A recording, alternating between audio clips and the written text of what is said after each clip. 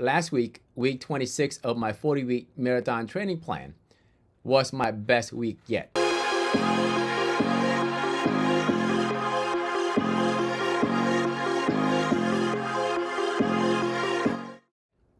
Even though I reduced the workload, instead of running 3 to 5 days, I only ran 2 days and spent the rest of the week rehabbing my right knee, stretching, as well as doing different exercises to help strengthen the ligament around it. But when I did run, I had my personal best. Looking at the graph, it looks like I'm digressing in terms of total distance covered for week 26, but it was intentional because I am recovering with my right knee. When I bend, I can still hear the little cracking noise. So I spent a lot of time walking for recovery, as well as exercising and stretching to strengthen the ligaments around it. But when I do run, it was successful sessions. When I did a tempo run on April 23rd, I did really good. I spent majority of my time in zone 4 and a little bit into zone 5. And when I did my 12 by 400 meter, during the repeat session of the 400 meter, I also did great as well, staying mainly in zone 4 and pushing into zone 5. What I learned from many of the running channels is to be intentional on the exercises, on the different training. So on easy day, I run easy, heart rate of average 125 beat per minute. I do not allow it to go up to 132 beat per minute. When I do tempo, I spend most of my time in zone 4, creep up in zone 5 a little bit, and only go down to zone 3 if I feel like I'm losing that form, can't maintain that form.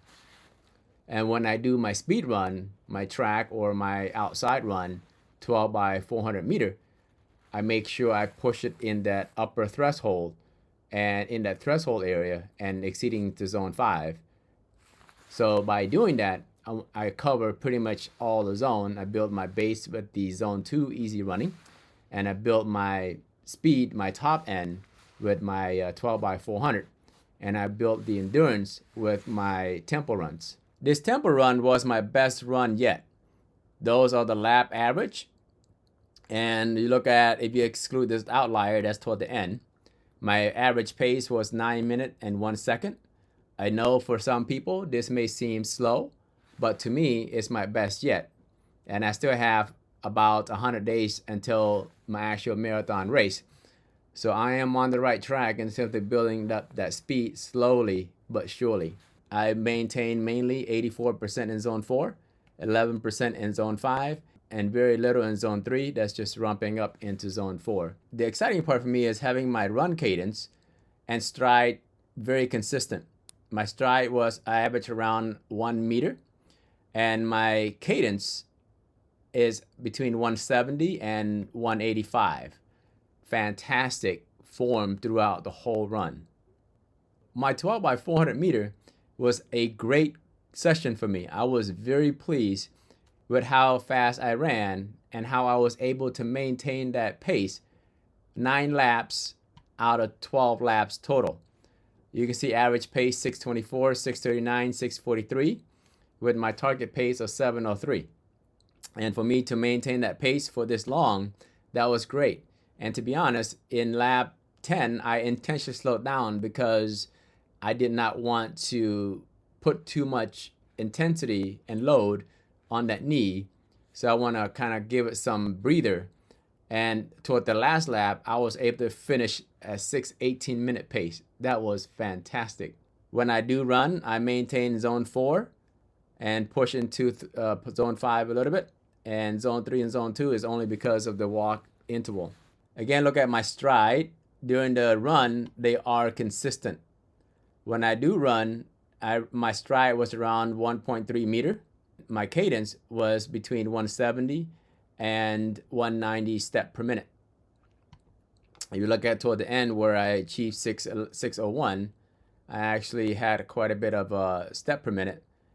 Let's take a look at the overlay heart rate. Even though I ran at 630, 640 minute pace, my heart rate was pretty manageable throughout, and only intentionally slowed down to help take off the load of my right knee. Run cadence, again, during the run, fairly consistent. Did not have much variation. The same goes for the stride. during the run phase is fairly consistent, about 1.3 meter. That sums up my personal best so far in my training plan. For that week 26, I was able to achieve a 9-minute tempo run, and for my 12 by 400 meter, I was able to achieve 9 out of 12 lap, where I exceed my 7:03 minute mile. I know for some people it's very slow, but to me that's the best I have done so far. And my goal, as you know, is to go from a 5:33 marathoner to a 3:05 marathoner by late August, mid-September.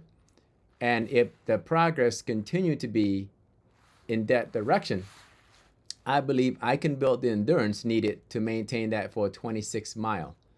Only time will tell. And I cannot wait to see the end of August. This way, it proved the point that you don't have to be a natural born gifted athlete to achieve your goal. And I shared you my journey since day one as a slow marathoner to where I want to be, all my training progress, to prove that if you have the goal, the vision, and you have the drive, the dedication, and the consistency, and trust the process, make smaller improvement one at a time, I believe that you and I, any one of us, can achieve the goal that we set. And even if we can't achieve the goal that we set, we can still be healthier than when we started. But I do set my goal really high, and I'm training with a purpose, with the intention of hitting that 3 hours and 5 minutes when I do run that Boston qualifying marathon race.